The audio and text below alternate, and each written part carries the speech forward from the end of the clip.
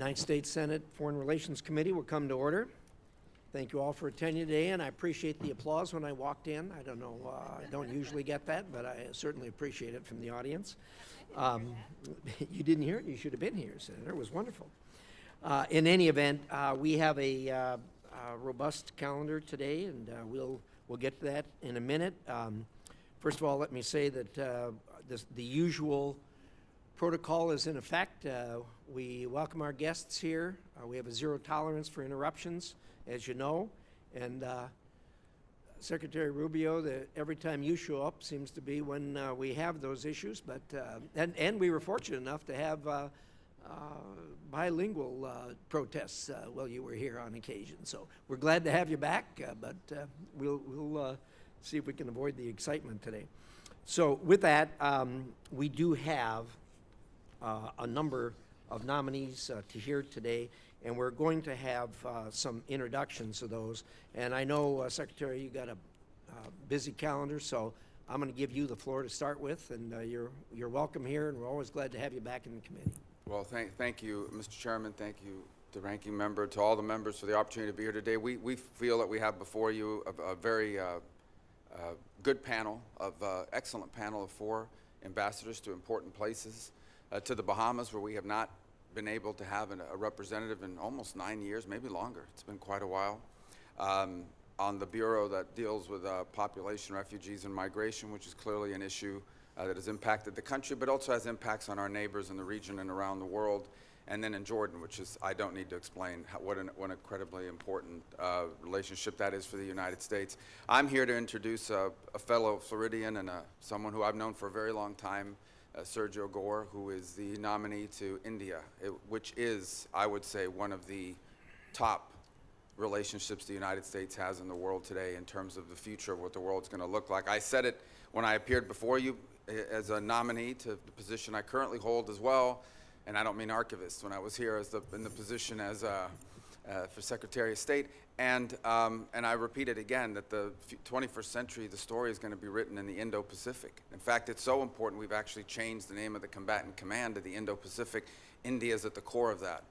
And we are in a period of extraordinary transition in that relationship with India. We've got some really important issues coming up that we need to work with them on and work through on that implicate what's happening from Ukraine, but also implicate what's happening in the region. It is my view, I hope it'll be your view, that it is important that the United States be represented at that post with someone who has the direct ear and confidence of the President of the United States. And I know of no one over the last, certainly period of time during this administration, but going back 4 or 5 years, no one who has had a better or closer working relationship than Mr. Gore. Someone who I've known since his time working here in the Senate, by the way, with one of our colleagues, and since then has gone on to do different things, but is very, very close to the President, has the President's confidence. And I can tell you that when you interact with these countries, in fact, I've already seen it, when you interact with these countries, having a representative in a place like India that has direct access to the Oval Office, to the President, and who they know can get things done both in the administration and through the Oval Office is critically important. And I don't know of anyone out there that's better positioned to do that than Sergio Gor. I would add one more footnote, and that is that in all of this is that in addition to that, I've also seen his administrative abilities. 95% of the people working in the government now, from political appointees, came through a process that he set up and had to operate. And that's I don't know if we fully appreciate how hard it is to staff up a new administration. And he ran that process with a small group and a small team, and I thought did an excellent job. So I think it shows his administrative abilities as well. So he's an excellent nominee. They're all excellent nominees, and I hope you'll give them your full consideration. And thank you for the opportunity to address that this morning. Thank you, Secretary. You're certainly welcome to stay with us, but I know you've got a busy schedule, being archivist and all these other things that you deal with every day. So we will certainly excuse you, and thanks so much for joining us today.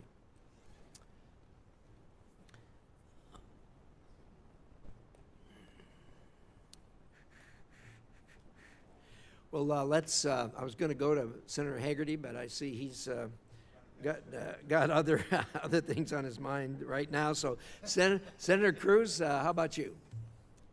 Thank you, Mr. Chairman. It's my privilege to introduce my friend Herschel Walker as President Trump's nominee as the ambassador to the Bahamas. Now, most Americans know Herschel as a legend on the football field. At the University of Georgia, he became one of the greatest college players of all time, ultimately winning the Heisman Trophy in 1982 and the national championship. He went on to a remarkable professional career with the USFL and then the NFL, where he played for the Minnesota Vikings, the Philadelphia Eagles, the New York Giants, and most importantly, the Dallas Cowboys. And Herschel still tells me, and it always brings a smile to my face, that no matter where life takes him, he will always be a Dallas Cowboy. And Texans are grateful for that and quite proud of him. Herschel's story is much bigger than football. He represented our country as an Olympian in the 1992 Winter Games, competing as part of the U.S. bobsled team. He's built successful businesses that supply products to schools, to the military, and to communities across America. And he's dedicated his time and energy to mentoring young people, to supporting charities and promoting health and fitness across the United States. While I've always been impressed with Herschel's achievements, both philanthropic and athletic, I have an even deeper appreciation of his character. He is a man of great faith, discipline, dependability, and resilience. Indeed, when it comes to discipline, one of the things I've learned about Herschel is he doesn't eat breakfast and he doesn't eat lunch. He only eats dinner, and I will say, speaking for myself, I don't know if anyone else on the panel, but I could do to skip a meal or two. And there's a reason you become a world-class athlete when you have that kind of discipline. Herschel embodies the characteristics many Texans hold dear: determination, humility, and true patriotism. And I believe his voice and his perspective will be an asset to this nation. I'm proud to call Herschel Walker a friend, and I look forward to his testimony today. Mr. Chairman, members of this committee, Herschel Walker will make a terrific United States ambassador to the Bahamas, and I encourage everyone on this committee to vote to confirm him. Thank you, Senator Cruz. We appreciate that. And Senator Hagerty, you have something for the good of the order? Thank you, Chairman Risch and Ranking Member Shaheen. I appreciate your having this hearing today with my distinguished colleagues. And I think you know it's a unique honor for me to introduce friends, particularly to do such a critical job as serve as ambassador to the greatest, to any nation, to represent the greatest nation in the world, and that's the United States. And today, it's my great honor to introduce my friend Sergio Gor to be ambassador to India. An absolutely critical relationship, and Sergio is absolutely perfect for this role. He's a proven leader across business and media, and is a senior staffer here in the Senate. On top of all of this, Sergio has delivered results in one of the toughest and highest stakes arena in Washington. That's the White House Presidential Personnel Office. At PPO, Sergio has maintained a record-setting pace for hiring. He's staffed nearly 4,000 key roles across the government, including over 1,000 appointments on day one of the administration. Frankly, an amazing task. It didn't happen by accident. It took vision, discipline, and frankly, a relentless work ethic. But beyond the resume, Sergio Gor has achieved something that no resume can really underscore enough, and that is the complete trust of President Donald J. Trump. Sergio has stood by the president's side as a loyal and trusted advisor. In fact, Sergio is one of the absolute go-to people for President Trump. He has helped shape key strategies. He's delivered tough messages. He's ensured that the America First agenda is not just a slogan, but a governing reality.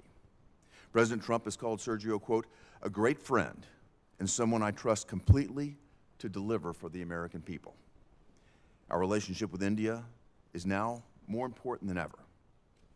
And if you think about the criticality of this, issues like trade, technology, defense, and regional stability are all at the fore in this vital relationship. And at this critical time, we need someone who can speak with clarity, who can act with conviction, and importantly, who has a direct line to the President of the United States. Sergio Gor is that person. When he speaks, New Delhi will know that he speaks not just for the State Department, but for the President himself. And I strongly urge my colleagues to support his nomination. Thank you, Mr. Chairman. Thank you, Senator Hagerty. I appreciate that. And with that, first of all, I'd like to welcome Judge Janine Pirro with us today. Glad to be here and glad to have you here. Thank you so much for coming. The way this is going to work is I'm going to make a few opening remarks. I'm going to turn to the distinguished ranking member to do likewise, and then we'll hear about 5 minutes from each of the 4 nominees that we have, and then we'll open it up to a round of questions. However, today being the day that it is, I would like to take a moment to remember the victims of the 9/11 terrorist attack and their families. This moment changed our country forever. We will never forget the lives lost and irreversibly altered that day. Please join me in a brief moment of silence in honor of the victims of September 11th.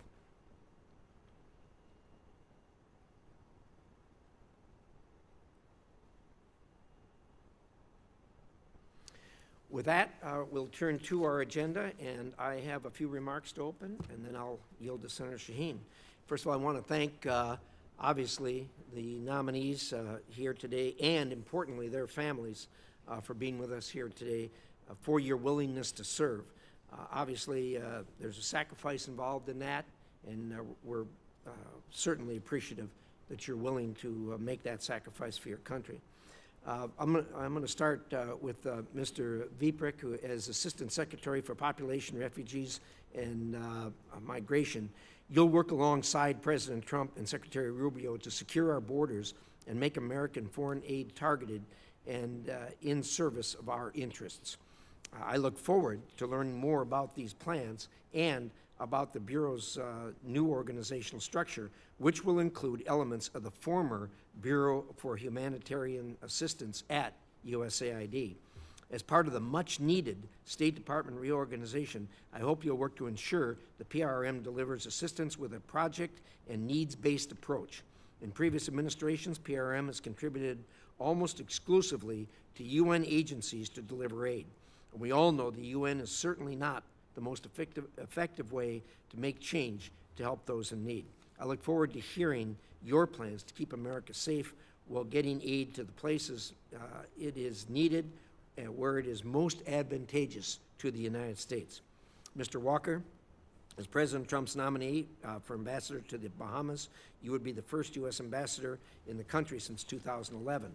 President Trump and Secretary Rubio understand that the Bahamas is an important economic and security partner of the United States and will work to improve this relationship. After all, the Bahamas is just 50 miles from the U.S. shores and shares our democratic values and our economic and security interests. As China looks to increase its foothold in the Bahamas through its operation of the Freeport Container Terminal, its outsized diplomatic presence, and Huawei's near monopoly of local telecom networks, we must push back.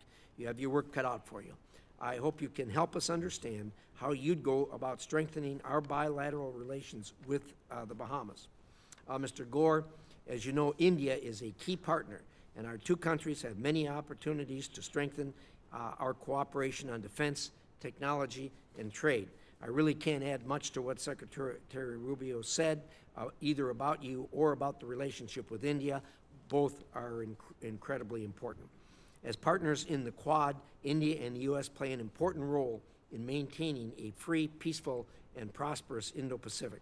While our relationship has its frictions, we cannot ignore that our countries are strategically aligned on the need to counter China's unfair economic practices and malign influence in the region. At the same time, you must balance those strategic priorities with difficult conversations. India's close energy relationship with our adversary Russia is incredibly troubling. President Trump has taken action to address India's dangerous purchases of Russian oil, and I hope you will double down on those efforts, making clear to your Indian counterparts that the United States will not tolerate support for Putin's war machine. Mr. Holtsnider, the United States and Jordan have a strong, long-standing relationship guided by our shared goals of a peaceful, stable, and prosperous Middle East. His Majesty King Abdullah of Jordan is a close friend of this committee and its members, and there isn't any world leader who meets with us more frequently.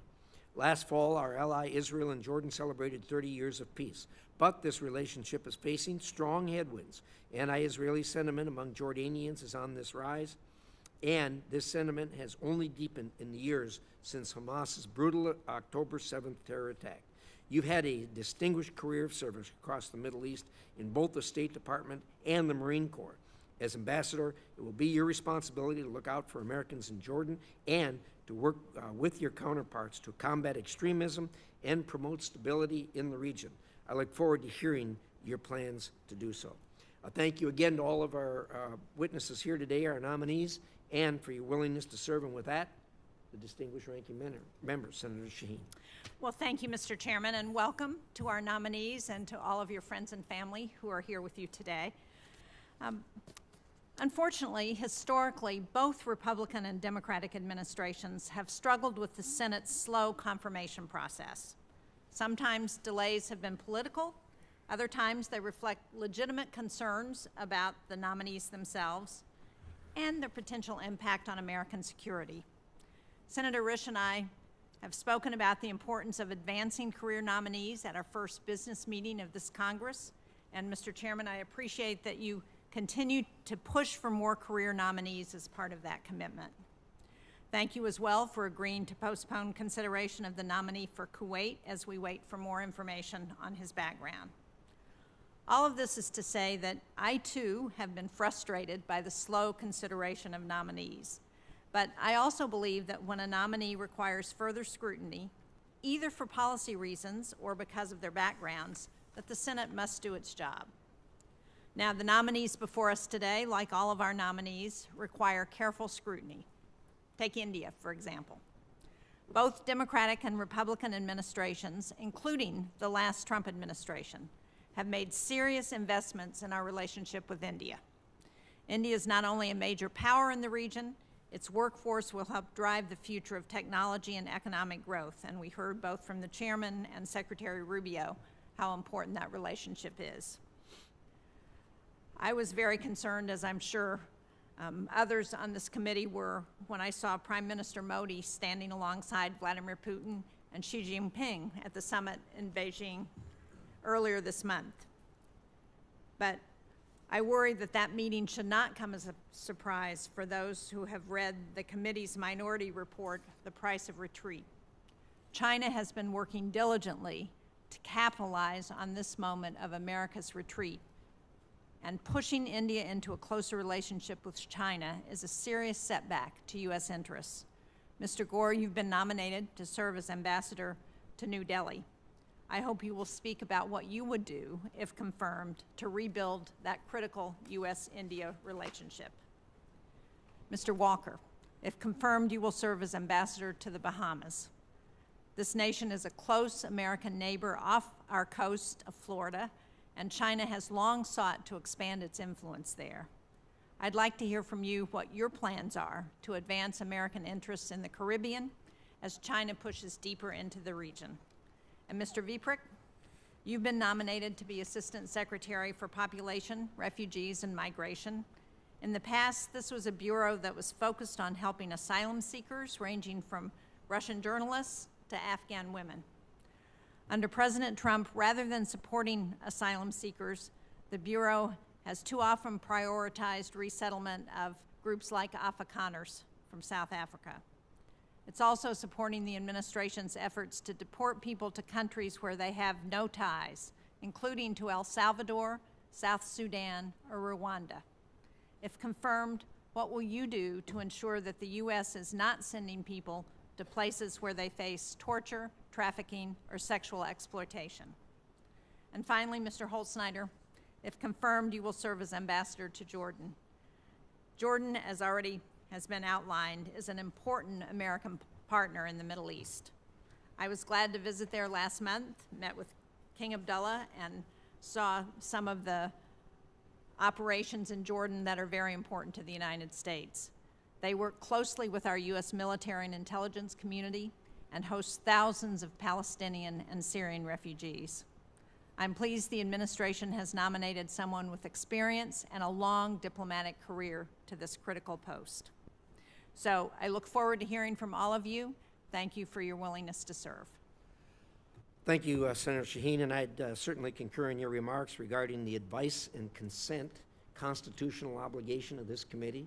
It's one of the heritages we've gotten from the Founding Fathers. This committee obviously takes that seriously, and I want to thank the President and Mr. Gore is here today, who've worked closely with me as we've worked through these the nominations. There's always some give and take on those, and I really appreciate the openness with which we've had those discussions. So we will now hear from our nominees, and Mr. Gore, we're going to start with you. 5 minutes, and we hope everybody will keep it to about 5 minutes. If you have lengthier statements, we'll be more than happy to include those statements in the record for this hearing. But at the moment, 5 minutes each. Mr. Gore. Thank you, sir. Chairman Risch, Ranking Member Shaheen, and members of the committee, thank you for having me here today. Before I get started, I'd like to take a moment to acknowledge the senseless killing of one of my closest friends yesterday, Charlie Kirk. Charlie cared about our nation, loved his beautiful family, and was always there if you needed anything. Charlie was an optimist. Our prayers are with his beautiful wife, Erica, and her 2 young children. Rest in peace, Charlie.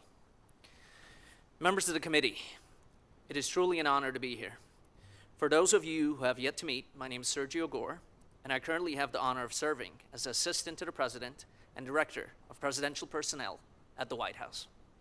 I can proudly report that under the President's leadership, the Office of Presidential Personnel has filled over 95% of jobs at record speed, beating every other administration in American history. I also want to thank this committee for the incredible work you have done to confirm so many of our nominees, often in a bipartisan effort. I've also spent many years here on Capitol Hill, including working for members of this very committee. It's especially humbling to walk these halls today as President Donald Trump's nominee for ambassador to India. Serving at the pleasure of President Donald Trump has been the greatest honor of my life. And if I'm fortunate enough to be confirmed, I look forward to serving the United States abroad in India. We are fortunate to have a president who has made bringing peace around the world a top priority. I would like to take a moment and thank President Trump for his trust and confidence in me. India is a strategic partner whose trajectory will shape the region and beyond.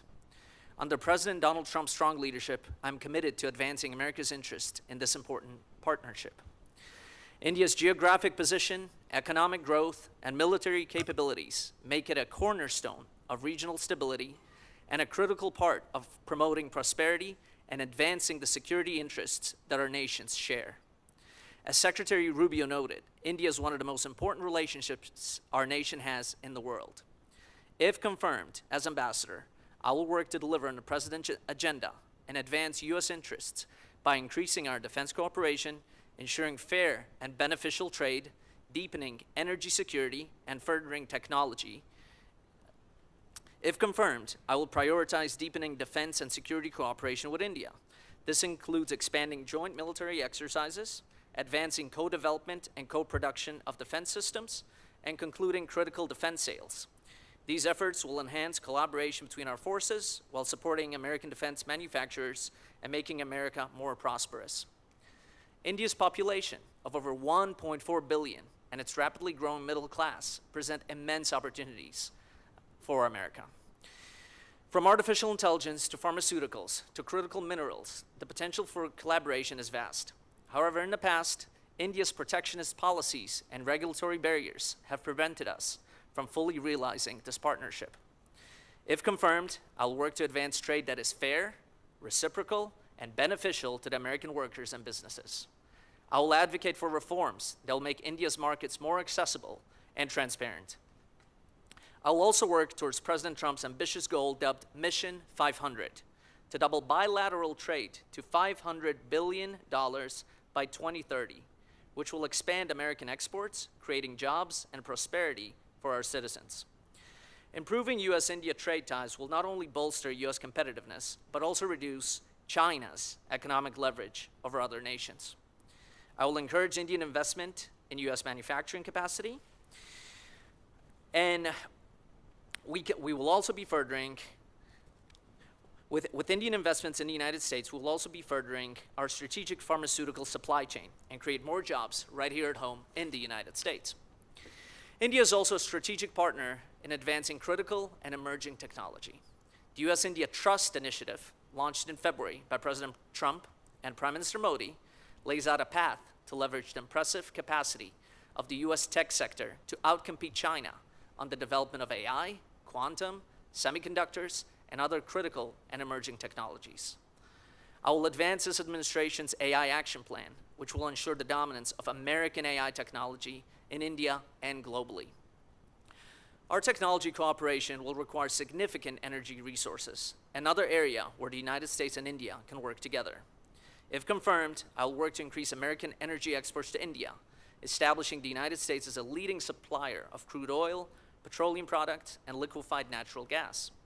Finally, India's role in ensuring the stability and security of the region cannot be understated. A stable South Asia is in the interest of the United States and all the nations. President Trump's leadership, the US-India partnership, will define the 21st century. It is only by working together that we can make that aspiration a reality. If confirmed as ambassador, I will work to ensure the United States remains a global leader while fostering a partnership that benefits both nations. I look forward to working with you all to achieve these goals. Thank you.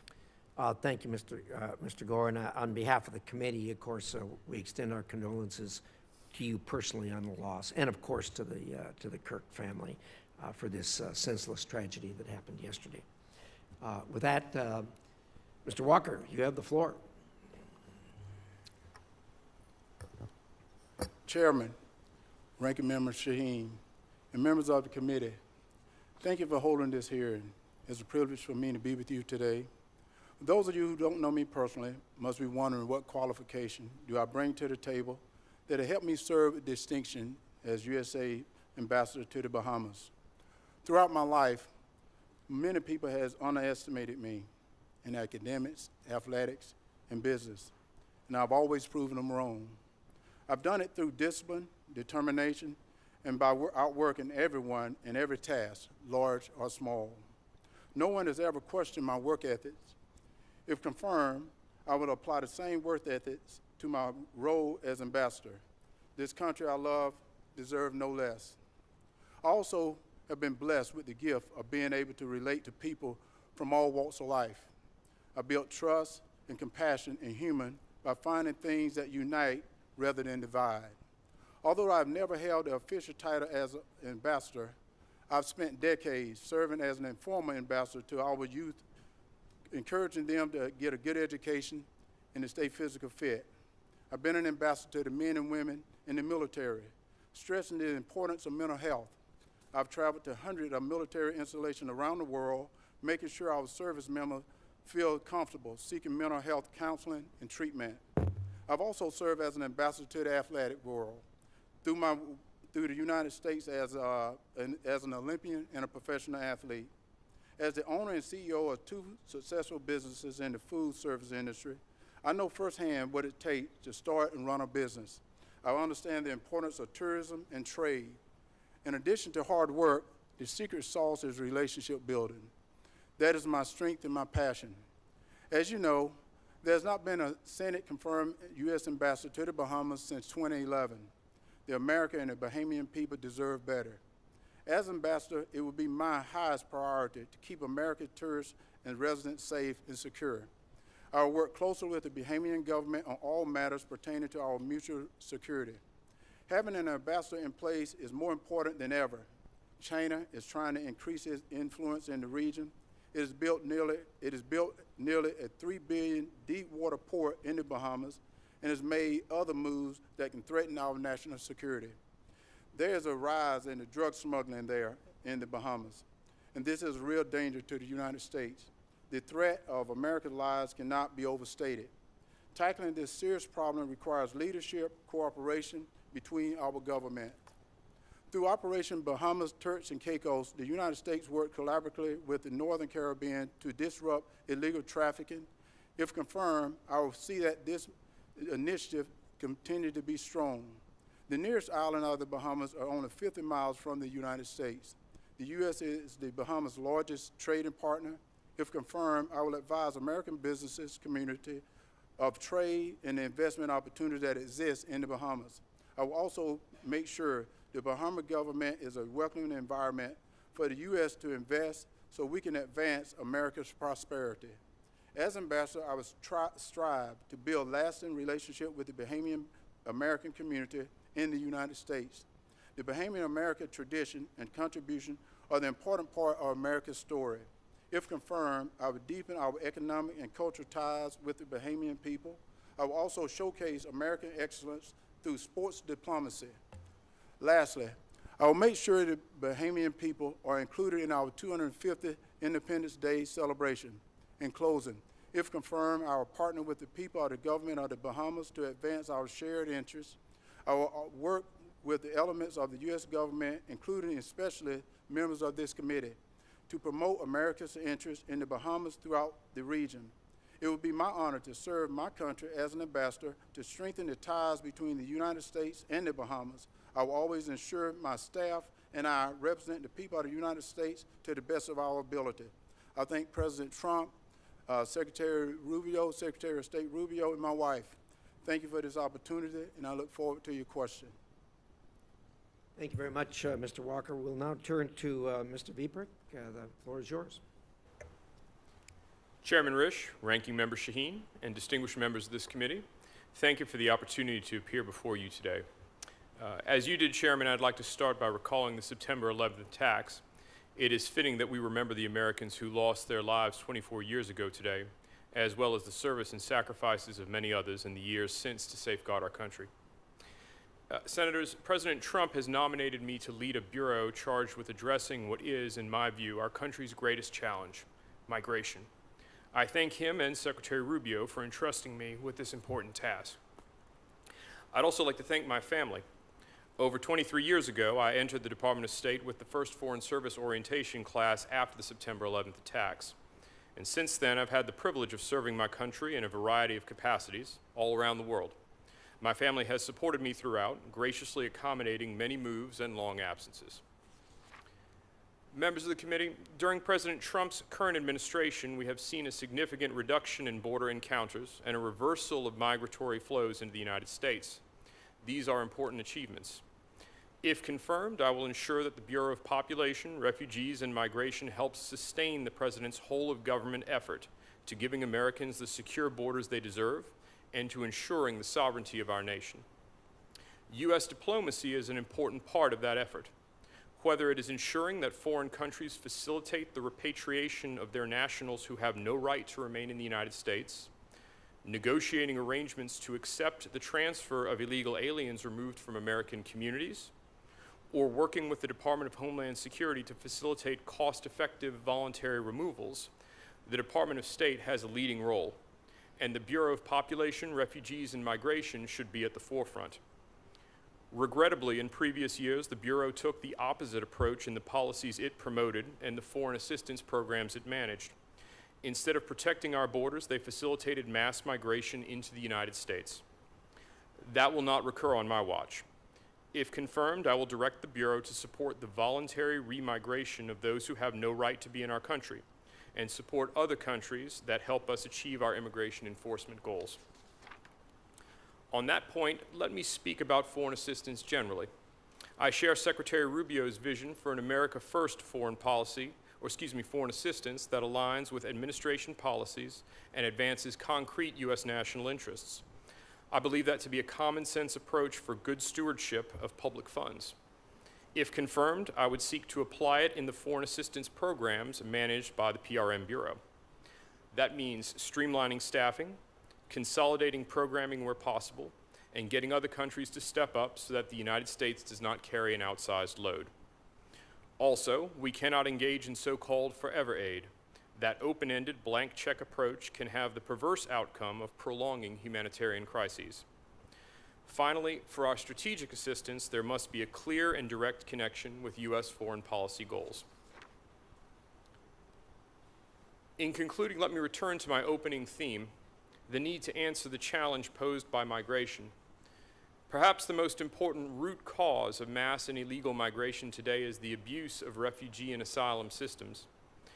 The current framework of international agreements and norms on migration developed after the Second World War in a completely different geopolitical and economic context. It cannot be expected to function in our modern world, and indeed it does not. The need for reform has been clear for a number of years, and under President Trump, we finally have a leader willing to consider it. If confirmed, I will seek to work with other countries to build the support needed to reform this broken system. I will aim to ensure the principles of national sovereignty and rule of law get proper consideration in the global migration regime. Members of the committee, thank you again for the opportunity to be here. I look forward to answering your questions. Thank you very much, Mr. Veprek. Mr. Holtsnider, you're up. Thank you, Mr. Chairman. As we are here on September 11th, I would like to acknowledge those who died 24 years ago, never forgotten. Chairman Risch, Ranking Member Shaheen, distinguished members of this committee, thank you for the opportunity to appear before you today as the President's nominee to be the United States Ambassador to the Hashemite Kingdom of Jordan. I would also like to thank the senators on this committee for their focus on the bilateral relationship, including recent travel to Jordan by the Ranking Member and other members of this committee. I'm honored by this nomination and grateful to President Trump and Secretary Rubio for the confidence that they have shown in me. If confirmed, I look forward to working closely with this committee and the rest of the Congress to advance U.S. foreign policy interests in Jordan. As I've done previously before this committee, I would again like to thank my family, my wife Nana, our children Maud and Henry, for their unwavering support and sacrifice throughout my career, especially during my time in Iraq, Afghanistan, and Somalia. Throughout my career, I've had the opportunity to work on U.S. foreign policy in the Middle East. From my earliest engagements as a young enlisted Marine in the 1990s to my most recent overseas assignment in a leadership role at our U.S. Embassy in Kuwait, I understand the importance of getting policy right in the region. The U.S. strategic partnership with Jordan, a major non-NATO ally, spans 7 decades and is rooted in our security relationship. Our military and law enforcement cooperation with Jordan helps us combat terrorism, deter illicit narcotics flows, and counter malign actors. With a defense cooperation agreement and a bilateral memorandum of understanding, we have important opportunities to update and enhance our security partnership. If confirmed, I commit to strengthening our security partnership and prioritizing support for our U.S. military colleagues throughout the region, as I have done in previous assignments. As we execute President Trump's decision to give the new Syrian government a chance, our partnership with Jordan is especially critical. Jordan's leadership has also been instrumental in helping blunt the impact of Iranian adventurism this year. Jordan has also demonstrated receptivity to U.S. concerns regarding Chinese tech companies' involvement in Amman's 5G infrastructure and other critical digital infrastructure, and is aligned with the United States in mitigating the risks of China's technological expansion in the country. As the committee knows, Jordan is an important multilateral partner on many issues. If confirmed, I will encourage the Jordanian government to continue to play an important and constructive role as a regional leader and advance the President's efforts for peace in the region. Thousands of Americans live in Jordan, and many others visit as tourists or participants in U.S. government exchange programs. If confirmed, I will ensure assistance to U.S. citizens in Jordan continues to be a top U.S. priority for the embassy team. Before I conclude, I would like to thank the dozens of people in the Department of State and on your congressional staffs who assisted with the nomination process. I would also like to thank the members of this committee again for their sustained focus on our Middle Eastern partners. Mr. Chairman, thank you for the opportunity to testify today, and I look forward to your questions. Well, thank you very much, and we appreciate, again, all of you. We're going to do a round of questions, 5 minutes per senator to start with, and I want to start with you, Mr. Gore. I think most people are aware of how close you are to the president and how important that is, obviously, in an ambassadorial post. But I think nothing underscores it more than the fact that he not only appointed you as the ambassador to India, but also as an envoy for South and Central Asian affairs. And I wonder if you could talk about that for a minute and elaborate on that. That's a great honor. You know, Tom Barrack it's not a usual thing. Tom Barrack's making it work right now, obviously in Turkey and Syria and Lebanon. Also a Rubik's Cube, but you're going to face the same thing in Central Asia. Tell us about it. Thank you for your question, Chairman. As you mentioned, we do have a handful of envoys that represent this White House. Tom Barrack is an excellent example, along with Steve Witkoff. And in that capacity, I will be able to work with 12 additional nations at the direction of the President on issues that might arise to that level. I am not nominated to be an ambassador to 12 nations. I'm here as the nominee to India. So I am a special envoy to those 12 nations to complement the ambassadors that we have there, the career staff that we have at those embassies. Should we have an issue that arises to a certain level from those posts or from the White House, I have the unique ability, along with other envoys, to be able to directly get the President of the United States and raise it to that level. And so that's a good thing. I'm there to complement. I'm not there to subtract anything from those careers, from those ambassadors. Should they need my help on anything, it'll be an open door policy, and we'll take it back to the White House. Fair enough. Good explanation. Mr. Veprek, I want to turn to you for a minute. And you're in a really interesting and important role at the department. You know, President Trump ran on as one of his signature promises to close the back door with the illegal immigration we were having. And the American people responded and were very clear that they wanted that stopped. And he very quickly slammed the back door, and there's nobody coming through. I think now there's another side of that coin, and that is legal migration. And it's not getting any attention, and it should. I think most Americans are not particularly focused on the fact that we've had a long, proud history for all of our time as a nation of having legal migration to this country. There's been a steady stream over recent years. And I think probably it doesn't get the attention because it doesn't cause trouble. Indeed, it complements the United States, and we welcome it. I think we're in a particularly important position right now to be examining that, because as we have closed the back door, we have closed what has been an opportunity for our agricultural community, for our home building community, for a number of communities here that use migrant labor. And so I think we need to really focus on that, make sure that these industries get a steady flow of workers that are needed. There is no doubt at all that these workers are needed in this country, and it can be handled, and it can be handled very well. It has been for the many years that we've had legal migration into the country. So I'd like to hear your thoughts on that, and how you might be addressing what is a real need here in America. Thank you, Mr. Chairman. If I could address in part the role I would play, if confirmed, as Assistant Secretary of the Bureau of Population, Refugees, and Migration. That Bureau does have responsibility over one part of the legal migration flow that you talked about, and that is refugee admissions to the United States. Now, at the Department of State, the Bureau that would cover, I believe, most of the flows that you're talking about would be the Bureau of Consular Affairs, including for certain forms of temporary work visas. And of course, the Department of State works in conjunction with the Department of Labor and Department of Homeland Security more broadly in order to operate these programs. Well, I appreciate that, and I guess I should have refined the question a little bit more. The refugee issue is as important as the migration issue, and it really needs coordination between the two offices. You want to speak to that for a minute? Yes, sir. Thanks for the opportunity to address that. In the past, I've worked with, in the Bureau of Population, Refugees, and Migration, working very closely with Department of Homeland Security, and particularly U.S. Citizenship and Immigration Services.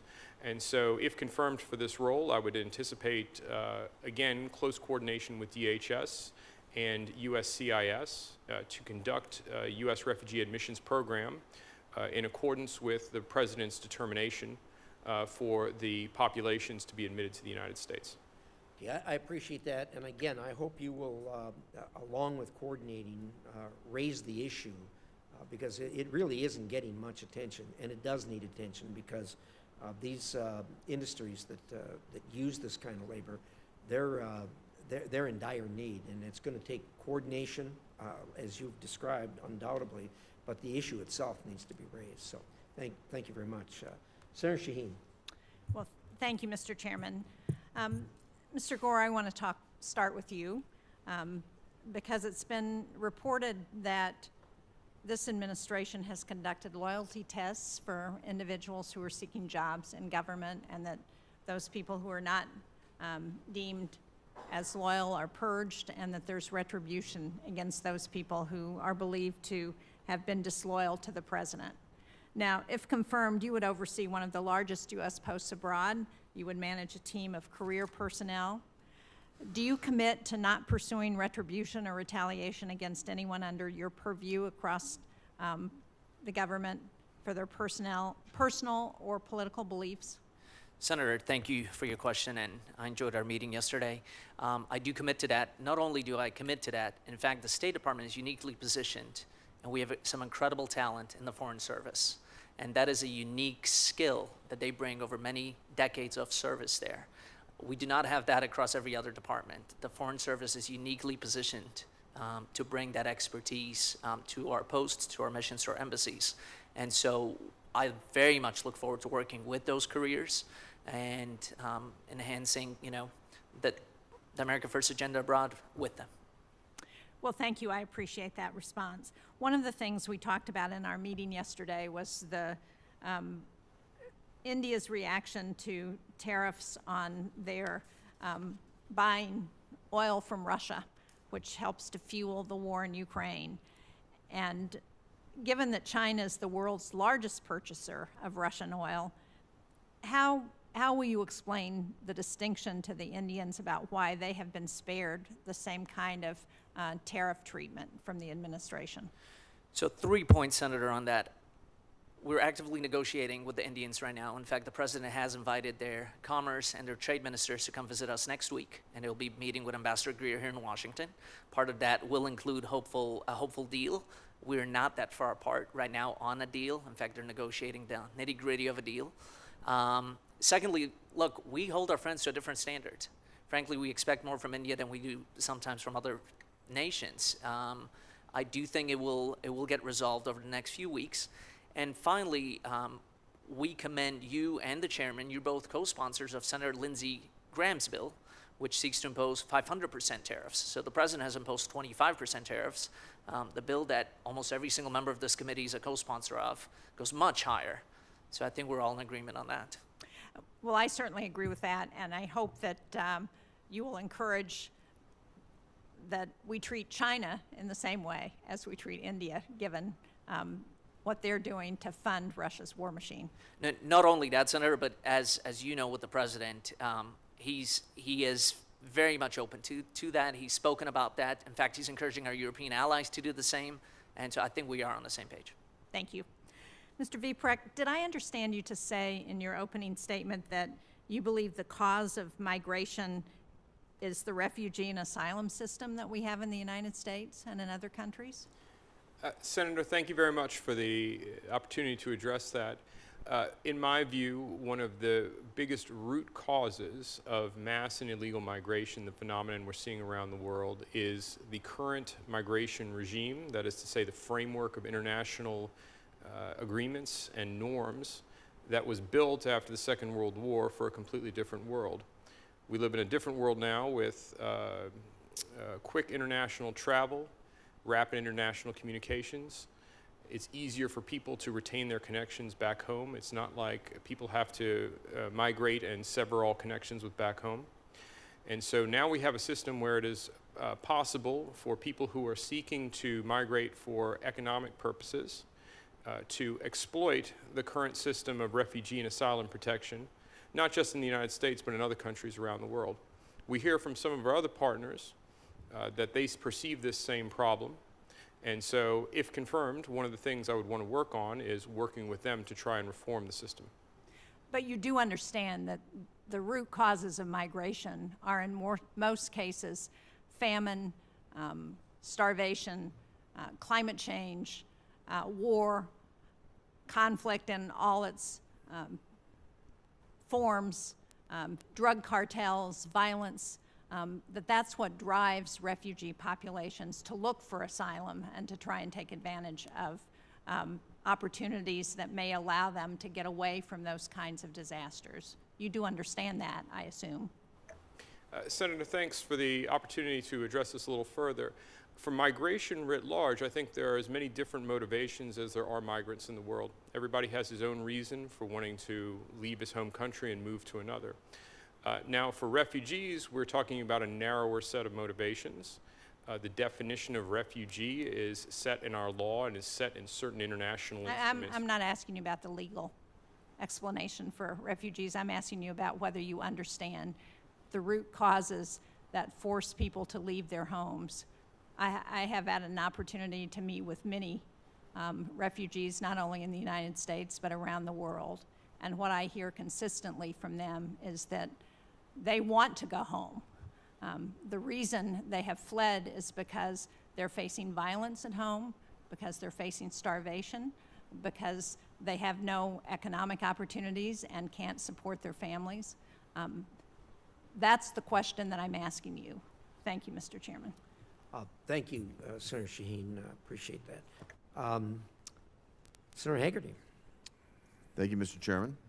Mr. Gore, I'd like to start with you, if I might. I'd like to talk about the relationships that exist between the United States and India.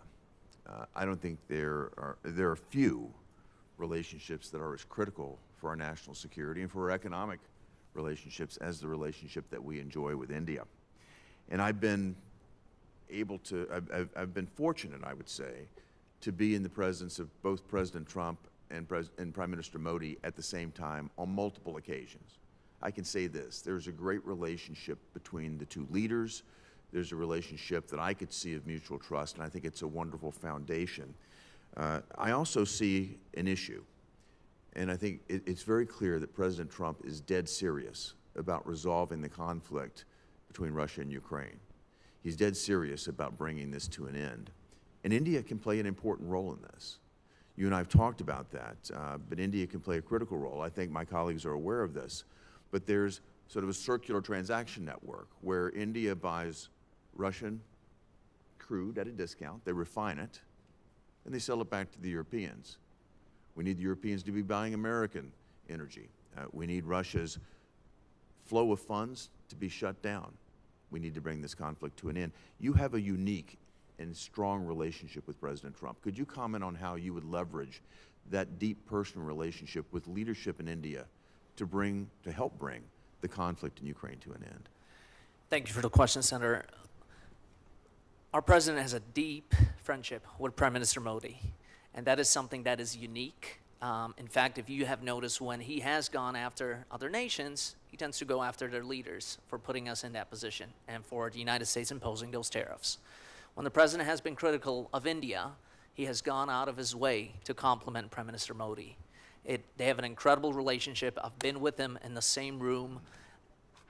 We're not that far apart on a deal already on these tariffs. To your point, getting India to stop buying Russian oil is a top priority for this administration. Bringing peace around the world is a top priority to this administration. This president has engaged in trying to resolve wars and conflicts all over the world, from Africa to the Middle East to Ukraine, and even Southeast Asia. So I agree with you wholeheartedly. I think the time will arrive upon us in the next few weeks and next few months for all of this to get resolved. You know, I think we all saw the display in Beijing when we saw Prime Minister Modi and other leaders join Xi Jinping in China. A lot of pearl clutching going on here in America about what does that mean, is India drifting away. I'll just highlight this, that China and India have a long history of grievances and distrust. Barely 5 years ago, China and India were fighting over a disputed border, and China used an electromagnetic weapon. They didn't use bullets, but they used an electromagnetic weapon to literally melt Indian soldiers. So I think that it's clear to me, and I think it's clear to all of us, that international relations are a lot more than a photo opportunity. They really run deep. You're 100% right. Look, India shares a lot more in common with us than they do with China. And for far too long, we have not had that personal touch. And not only will I be able to bring that to New Delhi, but the president is also extremely personally engaged. Just earlier this week, he had complimented Prime Minister Modi. Prime Minister Modi responded in kind the next day. We have a great foundation that I hope, if I am confirmed, to build upon. I think you're going to see a wonderful opportunity there, and I look forward to the results, because having someone with your close personal ties to the president and a prime minister, as Prime Minister Modi, is tend to appreciate that tie. I think you're going to find a very receptive audience there at a time when we really need it. So I appreciate that. Can I turn in the final moments here to Pakistan? Another critical relationship is the one between India and Pakistan. There's a rivalry that's been going on there for ages. Both nations are nuclear equipped. In May, this really erupted into open conflict. And President Trump and the administration stepped in to keep the fighting from further escalating. You were in the White House. You're familiar with the situation. I'd just like for you to comment in the moments that remain about how you are thinking about the situation with Pakistan and how you might address it. Senator, thank you for the question. I'm here nominated to be ambassador to India. With that said, as I indicated earlier, this president is heavily engaged in bringing peace around the world. And no matter where that is, whether it's Africa, Europe, or the Middle East, he very much likes to be hands-on. And he feels like he has an obligation. If he can bring peace anywhere around the world, that's what he wants to do. Well, having been in the position that you're hopefully, and I encourage my colleagues to support this, that you're confirmed for, I'll say this: your relationship with the president is going to prove to be an invaluable asset, particularly in a country like India that's so critical, so vital to our strategic ties, and the relationship that's already there, at least the foundation that's there with Prime Minister Modi, I think is going to be invaluable to us, and I look forward to seeing your success here. Thank you. Thank you, Mr. Chairman. Thank you very much, Senator Kane. Thank you, Mr. Chair, and congratulations to the nominees. Tim, before you start, for the information of the panel, we got members coming and going. It's out of no disrespect to you, but we got votes going on, so they either send the bailiff up to arrest us or we go down and vote. So excuse us as we come and go. So with that, Senator Kane. Thank you, Mr. Chair. And Mr. Chair, I appreciate the comments that you were making right as I walked in about the sadness over Mr. Kirk's death.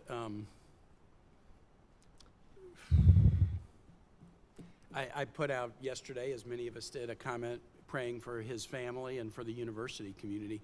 But I was struck when I walked into the Armed Services Committee meeting today that many of my colleagues knew him. I never met him. So for many in this body, and I think many who are here, he was an acquaintance or a friend. I know how devastating it was to Senators Klobuchar and Smith when their friends were killed a couple weeks ago. And so this is something that is not just in the news, but it is something that is personal to people in this place. And it's just too common. It's just too common. You know, we have a colleague in the Senate, Mark Kelly, whose life was ineradicably changed by political violence. We have a colleague in the House, Steve Scalise, whose life was ineradicably changed by political violence. President Trump survived an assassination attempt, and another assassination plot was foiled. There have been 300 instances of political violence in the United States since January 6, 2021. Some known individuals, some officials, some personalities, but also, you know, neighbors who are targeted with political violence by neighbors who don't agree with them. And I bring it up to express my sadness for colleagues who were personally affected because they know Mr. Kirk, but also in a Foreign Relations Committee meeting, one thing that's a little bit sad, and I suspect all of us have this experience, we travel as members of this committee or the Armed Services Committee, and we meet with people overseas, and they just think this is who we are. You know, I don't think this is who we are, but when we meet with people abroad and they sort of think this is who we are, it's sort of hard to mount the evidence and make the counter argument.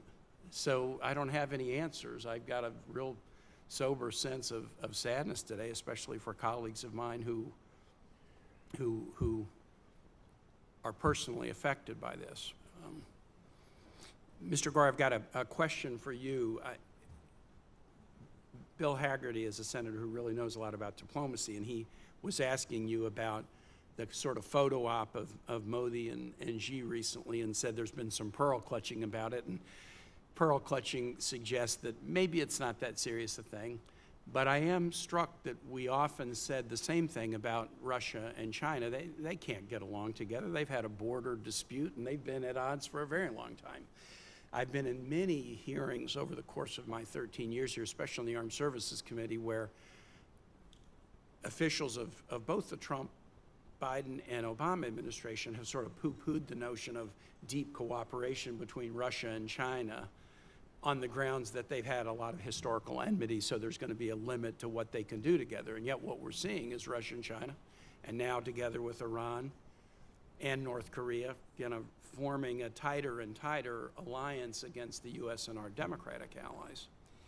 And so I think it's worthy of worry, and I know that you talked about, how do you balance, should you be confirmed, how do you balance, being tough on India where we need to be tough, whether it's tariffs or markets not open to U.S. products, but also being mindful of the notion that the U.S.-India relationship has been a very important one, the world's oldest democracy, the world's largest democracy, and it's not only been important for the two nations, but it's also been important in the Indo-Pacific region as a little bit of a check against China sort of writing the rules for everybody. So how do we be tough when we need to be, but balance that with a real understanding that we want to be close to India and we don't want to push them in the wrong direction?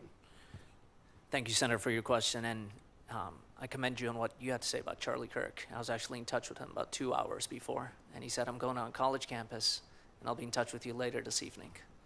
And I was actually with Senator Shaheen in her office when my phone started blowing up with what was happening. To your question, I do agree with you. I will say I think we have a lot more in common with India than we do with Russia or China. Being the largest democracy at 1.4 billion, we share a lot more common values with the Indians. Secondly, we have a president who's extremely direct. And so you know where you stand with this president. I think the Indians appreciate that. Far too often we've seen some of our partners from Europe say one thing in front of a camera and another thing behind closed doors. With this president, people know where you stand. The Indians have appreciated that. They have consistently reached out to us. And as I mentioned earlier, there are active negotiations to resolve these trade imbalances. So we look out for our interests from the United States. And should I be confirmed, I will make it a top priority to ensure that they're pulled in our direction, not away from us. Great. Thank you, Senator Kennedy. I appreciate your comments also about Charlie Kirk. He was known to many of us, and appreciate talking about the political violence as well and how horrible it is in America. It's very anti-American. So thank you for your comments on that. And Mr. Gore, I'll also want to pick up a little bit on the important relationship with India as well, and certainly agree with Senator Kane's comments that we don't want to take that relationship for granted, that it's a very important relationship, and we want to make sure that we are continuing to work with the Indians on all of our areas of common interest. And I agree that we do have more in common with them than they have in common, say, with China, or that we have in common with communist China. And in fact, I've had a chance to talk to the Indian ambassador and talk about getting the trade relationship right, which I know that's one of the things that you're going to continue to work on as well. And that also that how important it is for somebody such as you, who is close with the president, to be nominated to India. And they recognize the importance of that, and that what that means from this administration to nominate you to this position. So I think that it is very, very important what you're going to be doing here. So I'm looking forward to encourage again my colleagues to support your nomination. I want to talk a little bit about one of the areas that's a shared interest here. We've got Indian troops that work with us. We develop relationships. One of those areas is the Quad. And since the start of this administration, both President Trump and Secretary Rubio have committed to deepening the cooperation with the Quad to counter communist China and its effort to dominate the Indo-Pacific. I'm co-chair of the Senate Quad Caucus, along with Senator Duckworth, and I've been particularly pleased to see this focus on streamlining the Quad to deliver tangible results. Despite our trade negotiations with India, the fact remains that communist China remains the greatest geopolitical threat to both India and the United States. This reality is what revived the Quad during President Trump's first term and will ensure the Quad's relevance and resilience going forward. For security and cooperation shaping the regional technology standards to infrastructure investment to securing supply chains, the Quad countries have too much to gain to let bilateral differences stifle continued progress. Mr. Gore, if you're confirmed, what actions will you take to strengthen the U.S.-India cooperation on the Quad? Thank you for the question, Senator. 2 points. The Quad is vitally important. In fact, after Secretary Rubio was sworn in and clapped in at the State Department, 1 hour after his first meeting at Foggy Bottom was meeting with the foreign ministers of the Quad. The President is committed to continual engagement with the Quad. In fact, there's already been talks on a trip for the next Quad meeting. Earlier this year, I traveled to Japan and had the chance to meet with the Prime Minister of Japan. They're part of the Quad, and they have also emphasized the important relationship that we must continue to build on. On your earlier point of joint troop exercises, those continue to occur, and we would fully encourage that to grow. Just last week, 500 Indian troops trained with our troops in Alaska.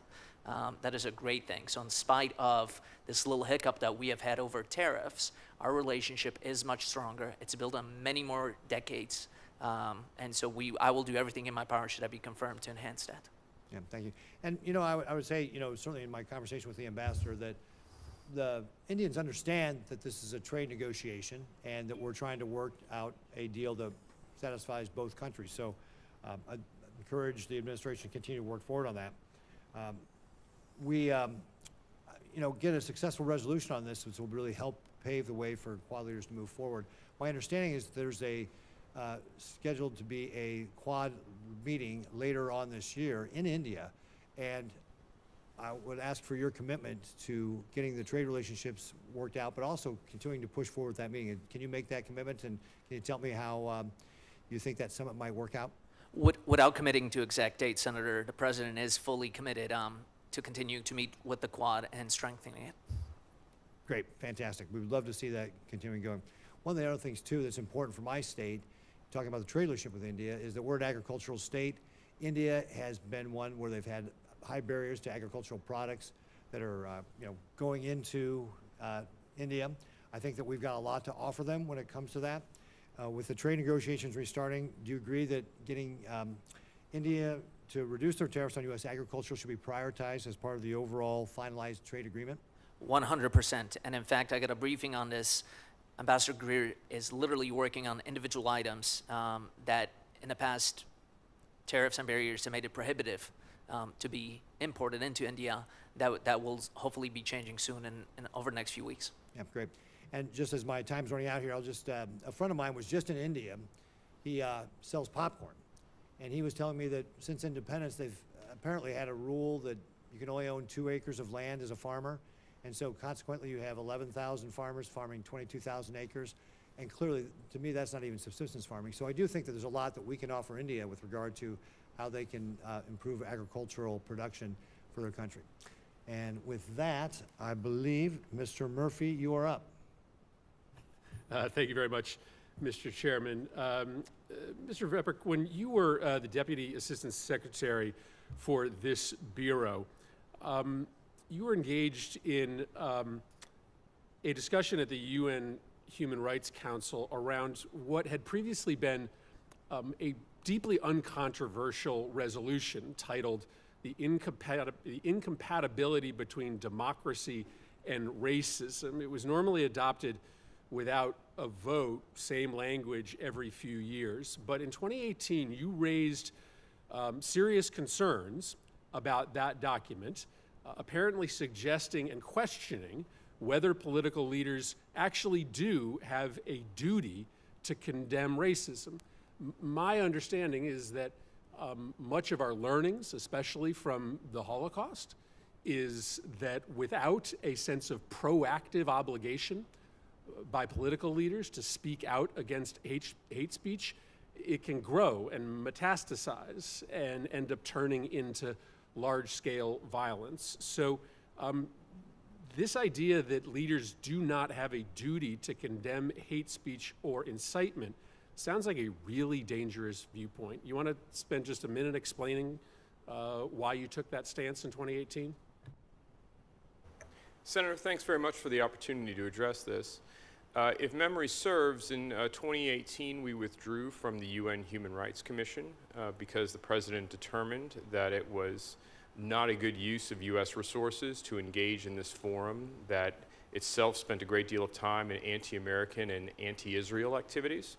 And I understand that's the same reason why the President decided to withdraw us again. But I don't want to from the litigate Human that Rights issue. Commission. That's a separate issue. Just I only have 3 minutes. Just stay tight on the question I asked you.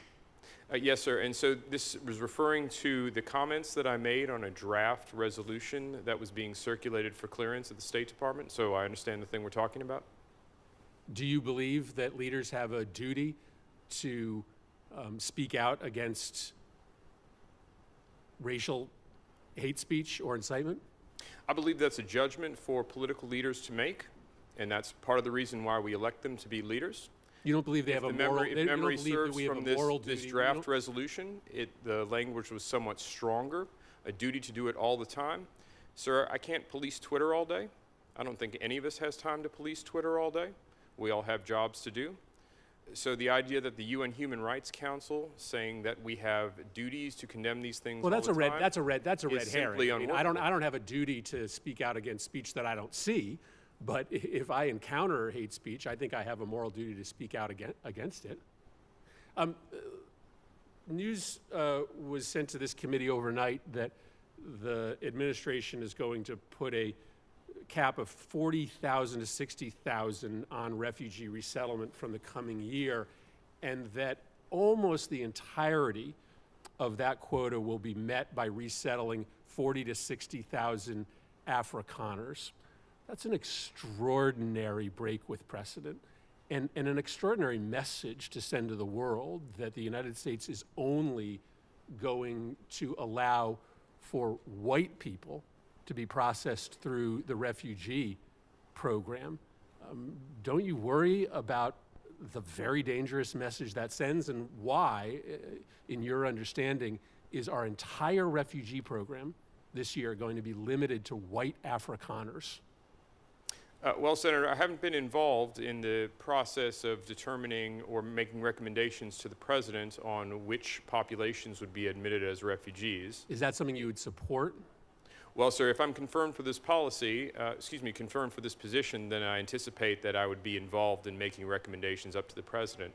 Now, why the President has selected to give this group priority in refugee admissions, I think he's articulated very well in the executive orders where he's described the situation on South Africa.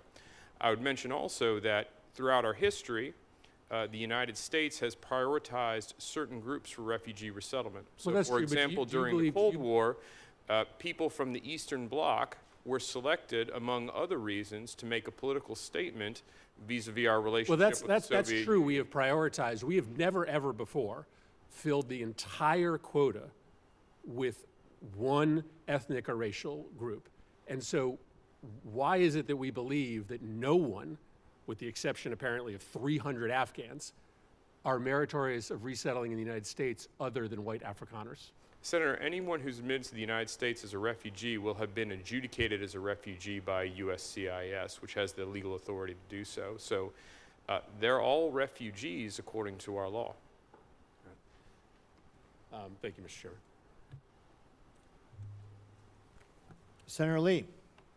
Thank you so much, Mr. Chairman. It's good to have all of you here, and I'm very grateful that you're willing to serve.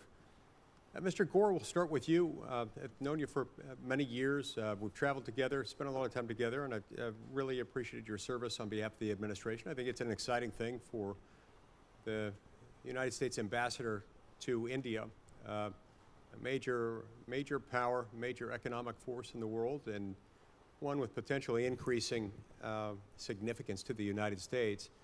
That ambassador is going to be somebody who's got a close relationship with the president, and I think that's wonderful. I think it's also an added plus that in a large embassy like that one, a lot of personnel, they've got a personnel expert, somebody who's head of the Office of Presidential Personnel, and also someone who seems to know every man, woman, and child in America. Never known anyone who knows as many people as Sergio Gor. Since taking office, President Trump has reinvigorated economic statecraft in a way that has enabled us to exert more power as a country. And to that end, I've commended his use of his authority over tariffs and trade matters in order to secure more favorable terms for the United States, both as it relates to tariffs on our products and also as it relates to what very frequently surfaces as non-tariff trade barriers, sort of below the surface trade restrictions that often go overlooked. And I remain hopeful, very optimistic, that President Trump will continue to use this in a way that will make for a more robust trade environment on better terms for the United States. In the past 9 months, that approach has paid some significant dividends, bringing allies and some competitors alike to the table in a way that they haven't been brought to the table in the past. This has also resulted in a lot of bilateral trade discussions with an eye toward bilateral trade agreements, which I think are good for us. Multilateral trade agreements may have their place, but they haven't always worked out as well for us.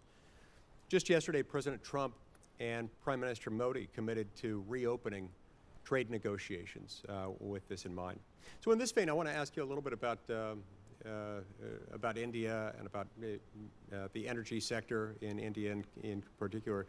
India continues to purchase Russian oil, of course. That's a fact. And it's also a fact that actors like Russia and Iran leverage their energy exports in order to constrain our allies' freedom to maneuver and to fuel regional destabilization. That's not ideal, to put it very mildly. The best way to reduce that kind of vulnerability is for the U.S. energy exports to dominate the international market. We want to be sufficient at home. We want to be exporting in significant quantities, enough so that we can exert a significant degree of dominance there. So as trade talks reopen, how do you see U.S. energy exports as being part of the conversation? And what are some of the things you think you could do as ambassador to try to facilitate those conversations? Senator, thank you for your question. I think it is vitally important that we do have reciprocal open trade and fair trade, frankly. For far too long, it has been one-sided all over the world. And it took President Trump coming in there and saying, you know what, this has been working one way, but not the other way. We currently have a $45 billion deficit with our trading partners in India. And so we will make it a top priority, as I had mentioned earlier, on LNG, on petroleum products, and we will endeavor to make sure that we have access to those markets. To your earlier point on hiring personnel, I want to thank the majority committee, the majority members of this committee, because we have been able to successfully hire a lot of individuals from every single member, I think, on this committee. We took Senator Cruz as Chief of Staff, took Senator Scott's GC. I think we've taken 20 individuals from Senator Haggerty. So we appreciate that, and I think we've taken from you also, Senator Lee. And so we have a great bench across the federal government because we were able to utilize these incredible individuals that have worked here in the Senate. What are some of the other areas of sort of mutual interest between us and India that you look forward to exploring?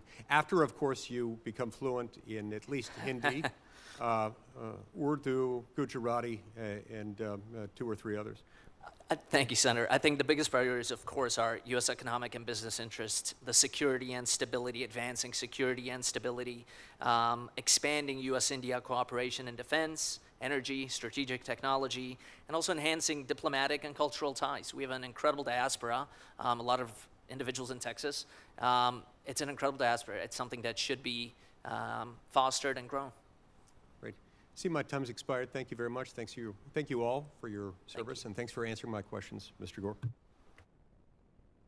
And Senator Rosen. Well, thank you, Chair Risch, and I want to thank you and Ranking Member Shaheen holding this hearing today, and all of our witnesses, your families I see are here, your willingness to serve. I want to start with you. I'm actually going to stay with you for my time here this morning, Mr. Veprek. I want to talk about the Lautenberg program, because I'm disturbed by the persecution of Jews, Christians, Baha'is, and other religious minorities living in Iran. For more than 20 years, the Lautenberg program has provided a safe and legal pathway for Iranian religious minorities to settle in the United States as refugees, with only 2 exceptions. During the first Trump administration, when the program was suspended in February 2017, and right now due to an executive order. As the walls close in on the Iranian regime, these religious minorities, well, they need more help for the struggles they're facing, their increasingly severe state-backed repression. So could you explain what efforts, if any, you made as Deputy Assistant Secretary of State for PRM in the first Trump administration to reopen the Lautenberg program, and what role you would intend to play in supporting this program if confirmed as Assistant Secretary for PRM? Thank you, Senator Rosen. I appreciate the opportunity to address this. When I worked in PRM before as a Deputy Assistant Secretary, one of the portfolios I had was refugee admissions, and in that capacity oversaw the U.S. refugee admissions program, including the Lautenberg program under it. Before I had come on the job there, the Lautenberg program, which worked to resettle Iranians who were suffering persecution from Iran to the United States via an intermediate European country, had been interrupted due to some logistical problems that probably I would have to go into in a different environment. Yes. While I was a Deputy Assistant Secretary, I worked on that, trying to get that process restarted for about 2 years. The principal issue was, say, overcoming some reluctance on the part of European partners. At the point that I left that position in would have been spring of 2020, I thought we were fairly close to getting there, but that was at the very beginning of COVID, and then I moved on to a different job and didn't have the opportunity. I have to some see it other through. questions to ask you, so will you be willing to come work with us on reviewing this program and helping now that we hope Iran is on its back foot, weakest point in decades, and we know that there's a burgeoning movement there for some freedom, and we want to protect those religious minorities. And I'm going to kind of build on Senator Murphy's question, because I want to talk about vetting of Afrikaners and anti-Semitism as we think about persecution, because despite President Trump's indefinite suspension of the U.S. refugee admission program, reports suggest that, of course, we know white Afrikaners have been resettled in rapid fashion, with some being approved to travel to the U.S. in just weeks. So we want to talk about the vetting. One of the very first Afrikaner refugees resettled is openly anti-Semitic, including on social media. And the irony of this situation is that the administration has used the pretext of combating anti-Semitism to attack individuals and institutions it doesn't agree with. So combating anti-Semitism and other forms of hate, wherever it manifests, absolutely necessary. But why is this expedited admission of an Afrikaner refugee with a documented history of anti-Semitic social media posts? It is both unacceptable and offensive. So how do you think this individual slipped through the cracks? And if confirmed, will you commit to vetting future Afrikaners to the same high standards applied to other refugee applicants? Senator, thanks very much for the question.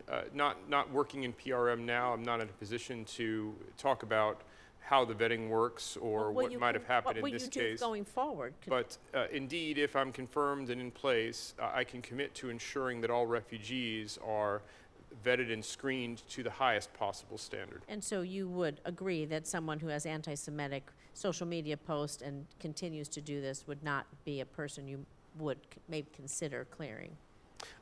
Just to be clear on the process for refugee admission, it's USCIS that makes the determination for who is a refugee and who gets refugee status to be admitted to the United States in that way. So that wouldn't be a decision that I would be able to make personally. Well, you would be committed in the fight against anti-Semitism with all of us, and bringing these folks in, maybe not necessarily the best idea, just generally. Indeed, I'm quite committed to the fight against anti-Semitism. Thank you. Mr. Chairman, I yield. Thank you, Senator Rosen. Senator Cruz. Thank you, Mr. Chairman. Mr. Walker, I'm extremely alarmed by China's encroachment across the Western Hemisphere. Just a couple of weeks ago, I traveled to El Salvador, Panama, and Mexico, and met with leaders who all echoed the same concern. This is dangerous, and it is the result of bipartisan failure stretching back decades. As you noted in your testimony, we've had no Senate-confirmed ambassador to the Bahamas since 2011, under both Republican and Democrat administrations. That's left an enormous vacuum, allowing China to make inroads in the Bahamas for over a decade, pouring billions into a deep water port and other critical sectors of the economy. The Bahamas is just 50 miles off the coast of Florida and serves as a key regional gateway. The proximity makes any major foreign investment or infrastructure project directly relevant to American national security. The United States should work with our partners to curtail China's growing influence in the Caribbean and the broader Western Hemisphere, and your role will be vital in advancing this critical partnership. What policy approaches, in your judgment, should we pursue to help the Bahamas resist Chinese pressure? Well, thank you for your question, Senator. First of all, I can't set policy, and it is set by the president. But what I see China doing now is they're doing a lot of influence in the Caribbean.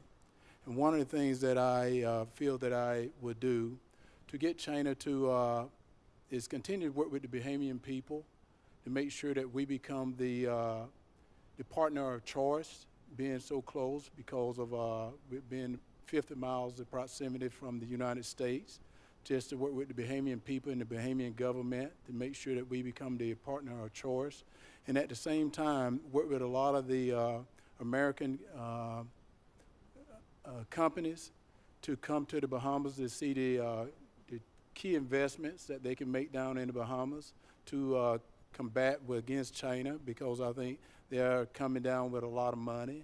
And so if we can get other American companies to come down to invest as well in the Bahamas, that'll be a starting point. Fully agree. Thank you. Mr. Gore, congratulations. Good to see you. You and I go back a long, long time. Indeed, just the other day, we were laughing at 13 years ago when a former colleague of ours, John McCain, labeled your then boss, Rand Paul, and Michael Lee and me collectively wacko birds. And as you know, although I couldn't find it, I have a baseball cap in my office given to me by a grassroots supporter with Daffy Duck labeled wacko bird. And I remain a proud wacko bird. I feel pretty confident Senator Lee and Senator Paul do as well. You're going to be terrific in India. India, as you know, is quite literally on the front line against Chinese expansion. The U.S. and India are both acutely threatened by Chinese expansionism. President Trump and Modi undeniably respect each other and have signaled again and again that the United States and India are natural allies. Nevertheless, our relationship with India is far from perfect. You've talked about that in several different ways today in your testimony in response to questions. I'd like to ask you to talk a little more specifically about how India views Chinese expansionism and aggression and what that means for U.S.-Indian relations. Senator, thank you for the question. Look, India is very concerned. I mean, they've openly spoken about this, as I think it was Senator Haggerty who pointed out just 5 years ago, they were in open conflict. And so while we might have our moment of hiccups right now, we are on the track of resolving that. Our relationship with the Indian government, with the people of India, extends many more decades, and it's a much warmer relationship than they have with the Chinese. Frankly, they are concerned by Chinese expansionism. And Chinese expansionism is not just on the border of India, it's all over the area. And so we share a lot in common, and we share a lot of the same concerns that other nations in the region do. So should I be confirmed, we will make that a top priority, that India is pulled into our side and away from them. I fully agree. Another area that remains under-discussed is cooperation with India, specifically on energy. India has the world's largest population, a booming economy, and it's on track to become the world's largest economy in future years. President Trump is committed to American energy dominance, and obviously my home state of Texas is a powerhouse when it comes to energy. Talk a little bit about the possibilities for U.S.-India energy cooperation. Look, possibilities are endless, Senator, as you pointed out.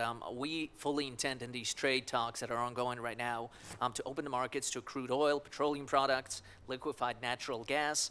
You're talking about a population of 1.4 billion individuals there. Their middle class, by our definition, is larger than the entire United States of America. And so we have countless possibilities to expand into those markets, and we fully intend to do that. Excellent. Thank you, Senator Cruz. Senator Scott. Thank you, Chairman. Mr. Gore, first off, congratulations to all of you. And I know each one of you is going to be dedicated and do a great job. Mr. Gore, India's purchase of Russian oil is a significant issue for our foreign policy interests. As our next ambassador to India, how do you view India's choice in light of U.S. tariffs and our strategic goals? Thank you for the question, Senator. President Trump has been crystal clear on this. They must stop buying Russian oil. And I believe almost every single member of this committee has co-sponsored Senator Graham's legislation, which has proposed a 500% tariff on secondary purchase and reselling of Russian oil. The president has only imposed a 25% tariff, and he's fully encouraging also our European partners and others around the world to stop that. Our tariffs work if our partners around the world are on the same page. If we're unilaterally putting tariffs on someone, but they're able to buy the same oil and resell the same oil through China, through India, through Brazil, that's a problem. And so we fully intend on fixing that. India is a vital counterweight to Communist China in the Indo-Pacific. So our relationship is very important. I'm concerned that India is a member of the BRICS organization alongside some of our biggest adversaries. So how are you going to deal with that? Senator, I share those concerns with you. With that said, the Indians have been on our side on various issues within BRICS, including several individuals in BRICS, Brazil, China, have pushed for years to move away from the US dollar. India has been the stopgap for that. India is much more willing and open to engage with us than with some of those other individuals that are in BRICS. All right, thank you. Mr. Walker, what would you consider a clear measure of success at the end of your time as ambassador? How would you like to leave the U.S.-Bahama relationship after your term as ambassador? Sir, thank you for the question, Senator. And, I feel a true measure of success because the charge d'affaires, Kim Furnish, and her group in the Bahamas have done an excellent job. And a true measure of success, if I can contain and let the Bahamian people know that we are their country of choice.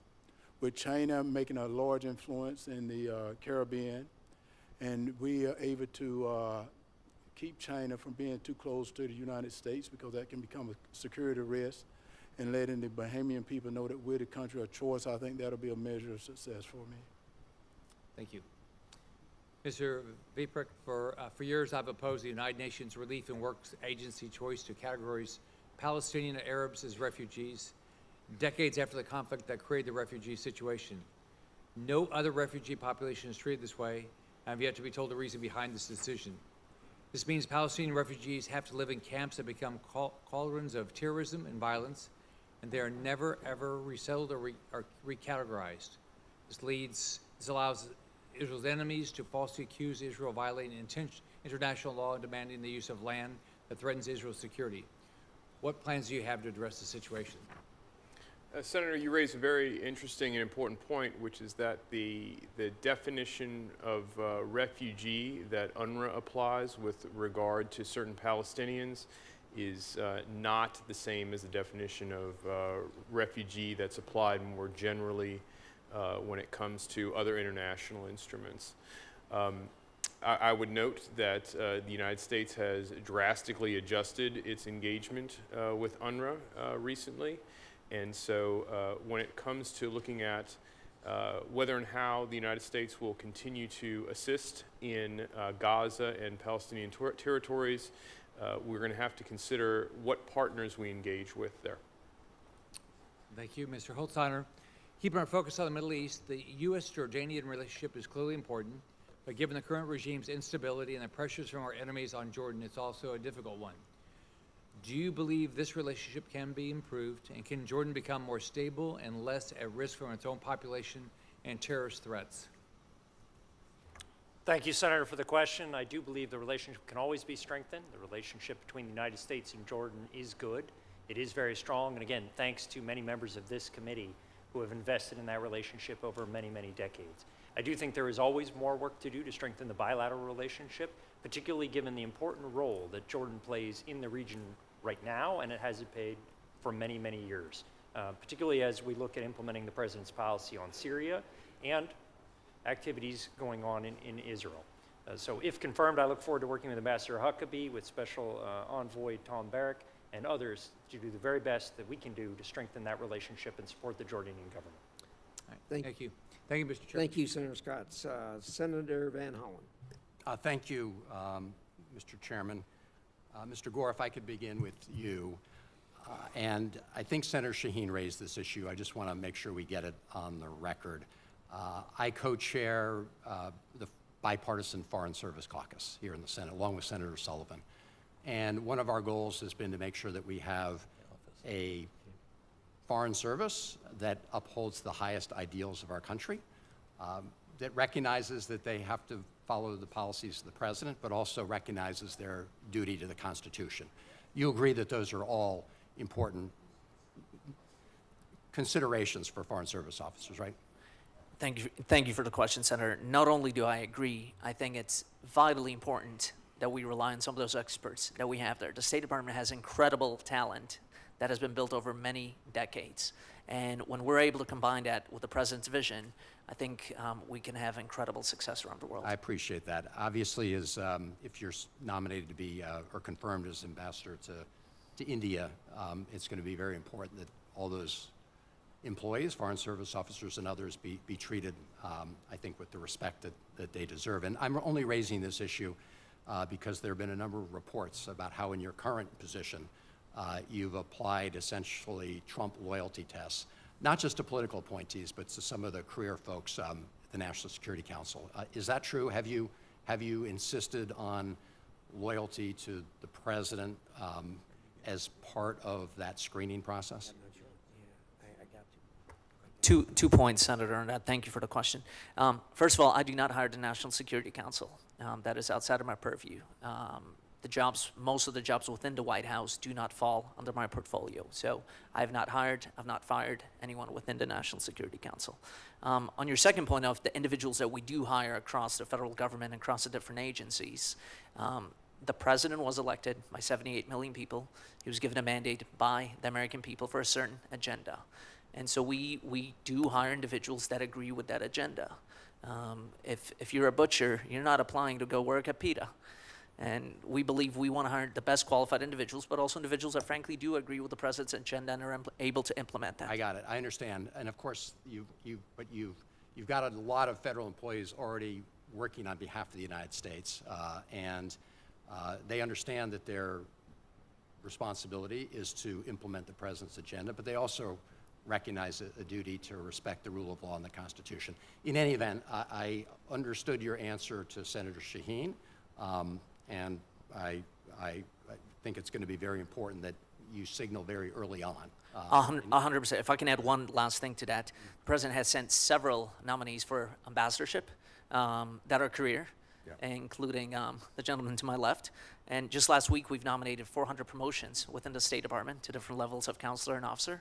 So we fully intend to continue doing that. Thank you. So, Mr. Veprek,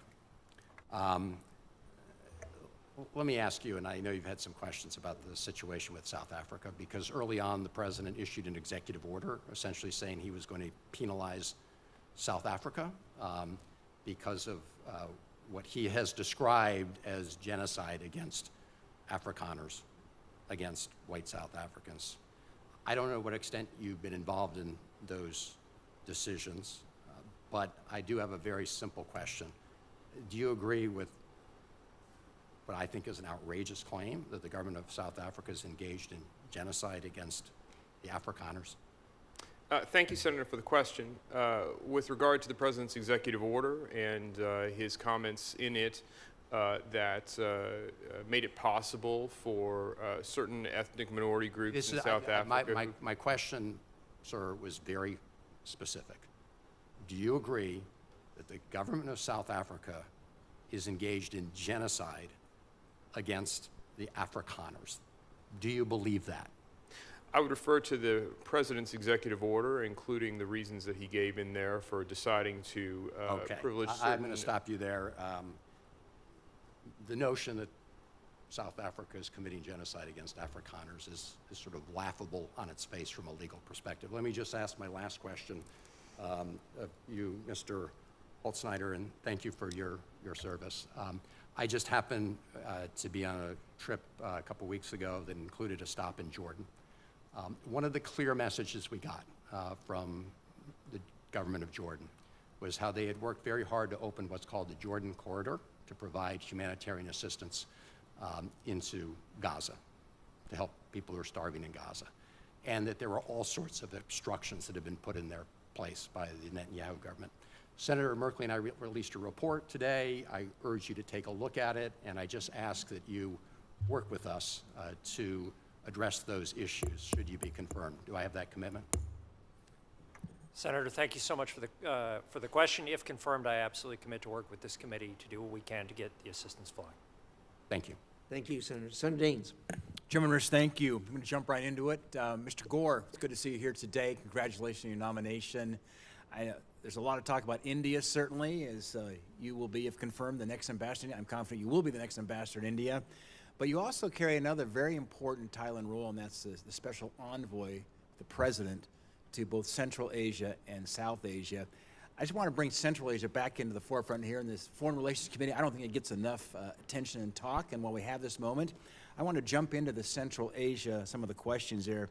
We spoke the other day about how U.S. adversaries are really undermining the increased U.S. engagement we're seeing today in Central Asia.